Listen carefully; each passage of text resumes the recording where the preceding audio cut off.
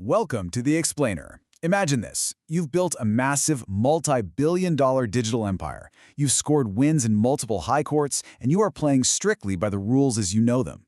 But then, in one single, sweeping move, the rules totally change. Or, well, you're basically told you've been misreading them the whole time.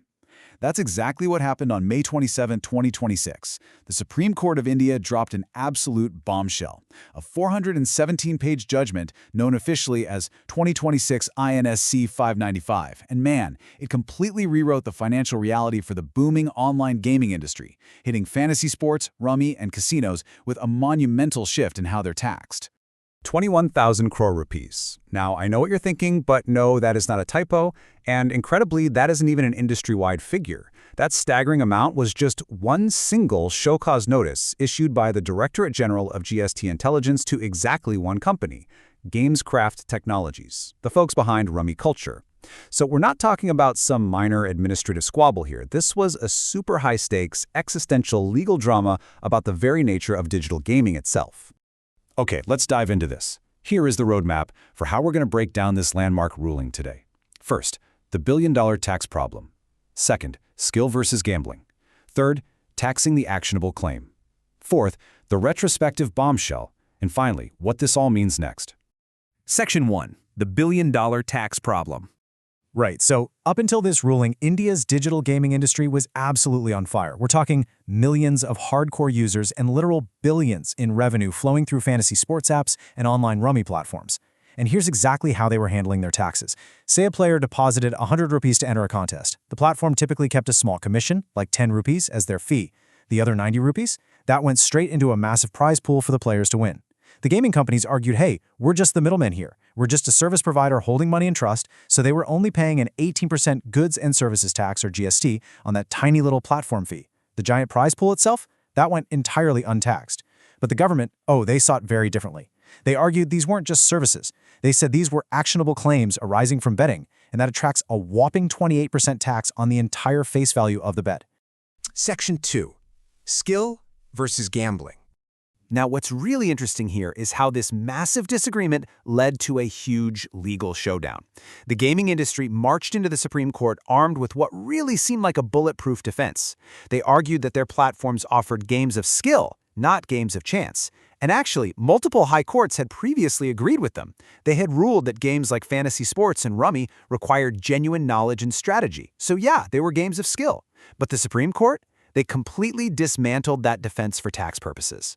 They essentially drew a massive hard line between two totally different types of law. Under penal or criminal law, skill absolutely matters. If a game involves skill, it isn't legally gambling, which means the police aren't going to arrest you for playing it. But under GST law, the court ruled that skill is totally 100% irrelevant.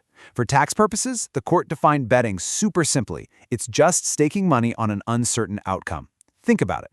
Even if you are an absolute fantasy sports master, you don't actually know for sure if the player you picked is going to score a century or get out for a duck. You are risking your money on an unknown future event. So, in the eyes of the tax man, it's betting. Section 3. Taxing the actionable claim. So, by separating criminal gambling from tax gambling, the court really laid the groundwork. But to justify taxing the entire deposit, and not just that little platform fee, they leaned on a specific piece of legal jargon right at the heart of this judgment, the actionable claim. Now, don't let the legal speak scare you. An actionable claim is simply a legal right to claim money or property that you don't currently have in your physical possession. The court explained it like this. When you deposit money to enter a fantasy contest, you aren't just paying for the service of using a flashy app or website. You are actually buying a contingent right to win that prize pool. That chance to win? That right there is an actionable claim. And here is the real kicker. Under GST law, actionable claims relating to betting are legally defined as taxable goods. Plus, the court pointed out that the platform is the one creating the contest, pooling the money, and setting the rules. That means the platform itself is the supplier of these taxable goods, making them squarely liable for the tax on the full staked amount. But the court didn't just stop at technical definitions. They actually called out the industry's shifting narratives. The court told the gaming companies, you cannot probate and reprobate, which is basically fancy legal speak for you can't blow hot and cold. The judgment highlighted a pretty massive irony. You see, years ago, to escape the old service tax regime, fantasy sports federations argued that they dealt in actionable claims, because actionable claims weren't subject to service tax, and they actually won that argument. But under the new GST laws, actionable claims from betting are heavily taxed. So the companies flipped their stance, suddenly claiming they didn't deal in actionable claims at all. The Supreme Court firmly rejected this flip-flop.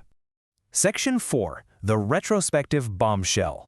Listen, if losing the whole game of skill argument for tax purposes was a heavy blow, the true financial devastation lies in exactly when this massive tax liability actually kicks in.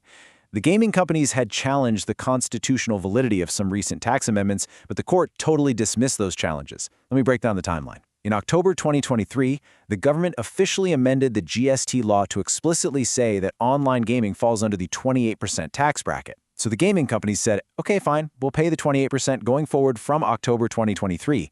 But the Supreme Court strongly disagreed. They ruled that the 2023 amendment didn't actually create a new tax. It was merely clarificatory. It simply clarified what the law had supposedly meant the entire time. Because of this logic, the 28% tax on total deposits applies retroactively, all the way back to July 2017, which is when GST was first introduced in India. That is literally nearly 6 years of back taxes suddenly dumped straight onto the ledgers of these platforms. Just absolutely brutal. Section 5. What this means next. As a result of all this, the Karnataka High Court order that originally quashed Gamescraft's 21,000 crore demand has been set aside.